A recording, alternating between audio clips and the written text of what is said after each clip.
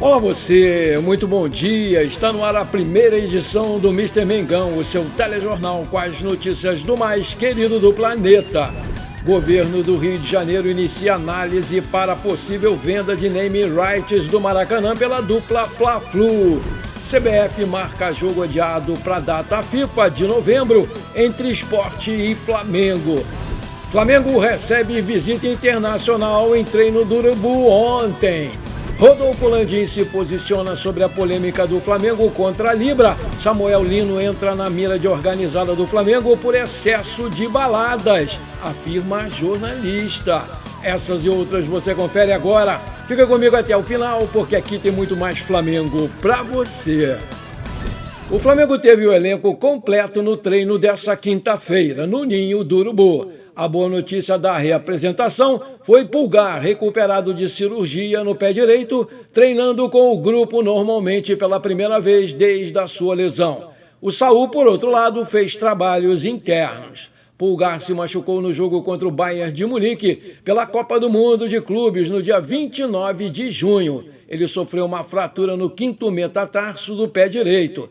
O chileno retorna aos treinamentos dentro do prazo de recuperação que foi estabelecido internamente pelo departamento médico do clube, que era de 3 meses. É bem provável que o volante fique à disposição do Felipe Luiz já contra o Botafogo na próxima quarta-feira. O Saul entrou no departamento médico antes do jogo contra o Bahia e não viajou para Salvador por causa de dores no tornozelo esquerdo. O jogador tem sentido o peso da sequência desgastante do Flamengo com jogos pelo Brasileirão e Libertadores. Ele vai ser avaliado até o clássico contra o Botafogo. A maioria dos jogadores se representou nessa quinta-feira, mas alguns jogadores já tinham ido ao Ninho na quarta, como foi o caso do Pulgar, do Saul, do De La Cruz. Mesmo sendo titular no último jogo, foi um dos que se apresentaram antes para fazer trabalho de recuperação. O volante sofreu problemas nos 2 joelhos ao longo da temporada e tem recebido atenção especial do departamento médico do clube. Além do Pulgar, Felipe Luiz vai contar com 2 reforços para o jogo no Nilton Santos, o zagueiro Léo Pereira e o lateral esquerdo Alexandro, que cumpriram suspensão contra o Bahia e voltam ao time. O Flamengo é o vice-líder do Campeonato Brasileiro com 55 pontos, mesma pontuação que o Palmeiras, que tem uma vitória a mais, e por isso ele é o líder. Na Libertadores, o time do rubro-negro vai disputar a semifinal no final desse mês contra o Racing da Argentina. Em uma resposta direta à crescente pressão por mais transparência na arbitragem brasileira, a CBF anunciou nesta quarta-feira uma medida pioneira no futebol mundial. Após consulta formal à FIFA, a entidade recebeu autorização para divulgar publicamente os áudios e vídeos de decisões da arbitragem, mesmo em lances que não passaram pela revisão formal no monitor, à beira do gramado. Os chamados lances sem revisão protocolar. A decisão surge no conturbado Palmeiras e São Paulo, realizado no último domingo, dia 5. A partida foi marcada por lances capitais que geraram fortes reclamações do São Paulo, com toda a razão, acusando a arbitragem de erros grotescos que teriam influenciado diretamente na sua derrota. Até então, a CBF já era a única federação nacional a publicar os áudios de todos os lances que passavam pela checagem formal no monitor. Segundo o comunicado, os materiais de lances sem revisão protocolar serão disponibilizados ao público em até 24 horas após o término de cada partida. O presidente da CBF, Samir Chaud, afirmou que a medida faz parte de um plano de ação mais amplo para modernizar o futebol nacional. A CBF também realizou uma mudança que atinge diretamente o Flamengo. O áudio do jogo Palmeiras e São Paulo foi divulgado ontem em todas as mídias esportivas e ficou constatado a incompetência e talvez até mesmo a má-fé do juiz da partida, que na hora do lance do pênalti gritou: escorregou, escorregou, segue o jogo. E também a atuação, no mínimo, suspeita dos caras do VAR. Vamos combinar, os caras concordaram com aquele juiz no lance do pênalti, claro, como também na expulsão que deveria ter acontecido do Andréas Pereira, que quase arranca a perna do jogador Marcos Antônio do São Paulo. O cara do VAR, na maior cara de pau, disse que o pé do Andréas escorregou pela canela do Marco Antônio. Absurdo. Uma vergonha, né? Esses caras nunca mais deveriam apitar uma partida de futebol profissional. Cadeia neles! Desejo da dupla Flamengo e Fluminense, a venda do naming rights do Maracanã agora tem um caminho formal pela frente, porque o governador do estado do Rio de Janeiro, Cláudio Castro, determinou nessa semana o início da análise técnica do caso para uma possível negociação do nome do antigo maior do mundo. Caso seja aprovada, essa pode ser a maior venda de naming rights de um estádio no Brasil. Os estudos técnicos vão ser comandados pela Secretaria da Casa Civil, que vai analisar a legislação vigente em licitações.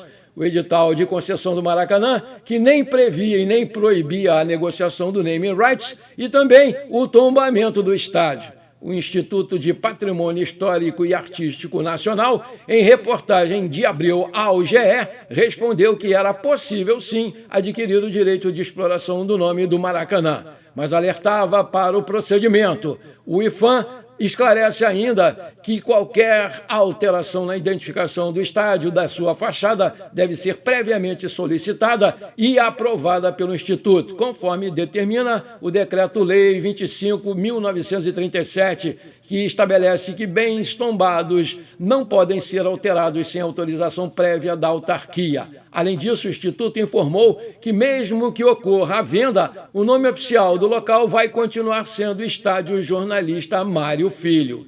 O GE publicou que Flamengo e Fluminense estimavam 40 milhões por ano com a venda do naming rights. De acordo com o jornal O Globo, a projeção dos clubes agora aumentou e eles pretendem fechar um contrato de 70 milhões de reais ao ano. Em 2024, Flamengo e Fluminense ganharam a concessão do Maracanã por 20 anos e o Clube Rubro-Negro tem 65% da participação societária do consórcio e o Fluminense tem os outros 35%.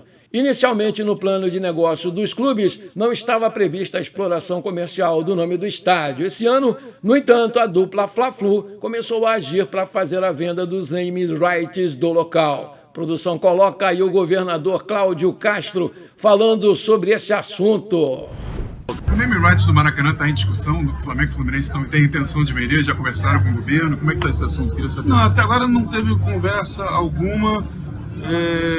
Eu não obtive resposta ainda, mas eu já pedi um estudo do edital para ver se isso é possível, que a gente ouviu pela imprensa isso. Até agora os clubes não formalizaram nenhuma conversa em relação a isso. Eu vejo com um pouco de ceticismo e de dificuldade o Maracanã ser todo tombado. Então a gente vai ter que ver na legislação como é que fica isso. O Maracanã é a casa do futebol brasileiro. Não sei se a torcida costumaria em chamar de outro nome, mas o diálogo a gente está sempre sendo aberto para fazer, ainda que eu acho um pouco difícil. Talvez com alguma contrapartida, uma questão assim? Não é questão de contrapartida, não. Eu sempre falei, o Estado não visou lucro na concessão e não vai visar o lucro nisso.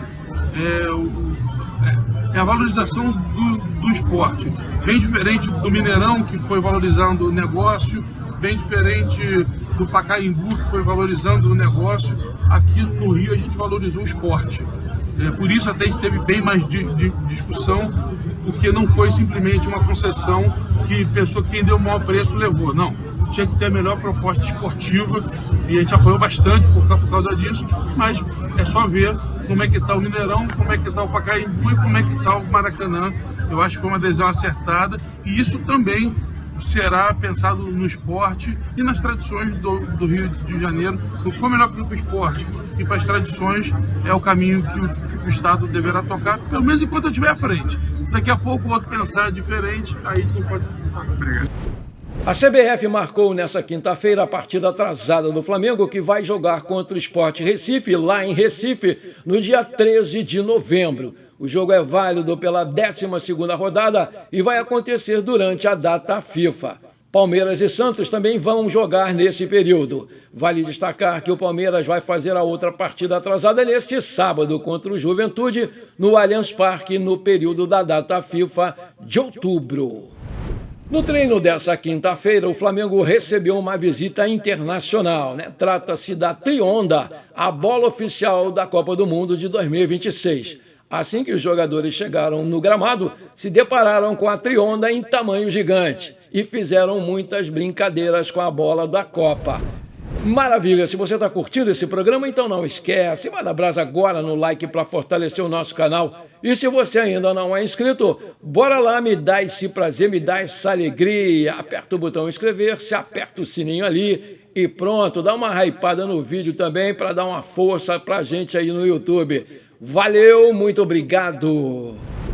O atacante Samuel Lino, reforço mais caro da história do Flamengo, entrou na mira de parte de uma organizada, né, do clube por suposto excesso de baladas aqui no Rio de Janeiro desde a sua chegada ao Flamengo, apurou o jornalista Jorge Nicola. Contratado por 22 milhões de euros, o Samuel Lino vive um momento delicado dentro e fora de campo. Com apenas 3 gols e 2 assistências em 16 partidas pelo Flamengo, o atacante acumula críticas tanto pela queda de rendimento quanto pelas oportunidades desperdiçadas em momentos decisivos. De acordo com o jornalista Nicola, membros de uma organizada, uma das maiores do Flamengo, procuraram o atacante para manifestar a sua insatisfação. O recado foi dado e foi claro. Em meio à sequência decisiva de jogos do Brasileirão Série A e na Libertadores, não queremos te ver envolvido em festas e vida noturna intensa. A série de jogos começa já no dia 15 de outubro contra o Botafogo e vai seguir com confrontos contra o Palmeiras, Racing, Fortaleza e novamente o Racing, todos no Maracanã, alternando o Brasileirão, onde divide a liderança com o Palmeiras. E a semifinal da Libertadores vai ser lá na Argentina. Ainda segundo a organizada, outros 2 jogadores também teriam sido alvos de críticas internas. O pessoal está de olho no equatoriano Gonzalo Plata e no colombiano Jorge Carrascal, que teriam saído com frequência da concentração para se divertir na night. O episódio reacende o debate sobre disciplina e compromisso dentro do elenco flamenguista, especialmente numa fase decisiva da temporada, quando a pressão por resultados é mais intensa. Se isso for realmente verdade, alguém no Flamengo tem que tomar uma providência urgente. Alô, rapaziada que gosta da night. Aqui não, violão, nós estamos de olho em vocês. O Flamengo conseguiu uma liminar no Tribunal de Justiça do Rio de Janeiro para travar o repasse de 77 milhões aos clubes da Libra em relação aos valores de audiência no acordo firmado com o Grupo Globo pelos direitos de transmissão do Campeonato Brasileiro Betano.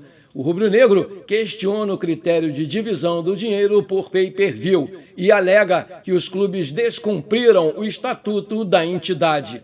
O BAP descarta sair da Libra, mas quer reajustes nos valores imediatamente. O Rodolfo Landim, ex-presidente do Mengão, foi quem assinou esse acordo aí representando o Flamengo no ano passado e quebrou o silêncio, dando razão para o BAP. Olha aí. Ele disse em contato com o jornalista Diogo Dantas, do jornal O Globo, que não foi colocado em votação a forma que os valores dos direitos de transmissão seriam divididos.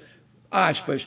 Quando o estatuto foi assinado, não havia nenhuma negociação iniciada sobre os direitos e ainda era esperada a possível transformação daquele grupo numa verdadeira liga, com a adesão de todos os demais clubes. Iniciou lá o Landim. Os times afirmam que o rubro-negro concordou em reuniões com o critério vigente da divisão do dinheiro do Brasileirão Betano referente a esse pay-per-view. O Flamengo nega terminantemente qualquer assinatura e o estatuto da entidade afirma que precisa ter unanimidade para qualquer decisão ser aprovada e o Volta Redonda também não aprovou. A gravação dessa reunião já foi solicitada, mas misteriosamente, até hoje, ela não foi enviada e por isso o STJD concedeu a liminar para o Flamengo. Aspas, não é um estatuto que se esperava que fossem discutidos todos os detalhes de futuros contratos. Ali era importante constar princípios básicos, como, por exemplo, direito a veto a futuras decisões que o Flamengo obteve. O resto viria depois, completou lá o Rodolfo Landim. O Diogo Dantas, do jornal O Globo, apurou que existe um entendimento que nenhum dirigente da política rubro-negra deve retrucar o BAP nessa questão. Discordar do atual presidente poderia atrapalhar o Flamengo no processo judicial. Por outro lado, os times da Libra se preocupam com a treta entre o BAP e a Leila e buscam uma trégua nos bastidores. Existe a possibilidade até de uma reunião nos próximos dias do Bloco Econômico para resolver esse impasse financeiro. Antes de terminar esse nosso programa, eu quero mandar os parabéns para o filho do meu querido amigo Jorge, do canal Mais Um Dia, o Hudson, que está fazendo aniversário hoje. Parabéns, Hudson! Muita saúde, muitos anos de vida, tudo de bom para você, meu querido 3.0, garotinho. Parabéns, meu garoto! Tamo juntos, não esquece de mandar um pedaço desse bolo aí para mim. Bom, por enquanto foi isso, espero que você tenha gostado desse nosso programa. Muito obrigado por você ter ficado comigo até aqui. Não esqueça de deixar aquele like maneiro e de hypar o vídeo, porque isso aí é fundamental para o nosso crescimento. Um grande abraço e bora ser feliz. Pra cima deles, Mengão!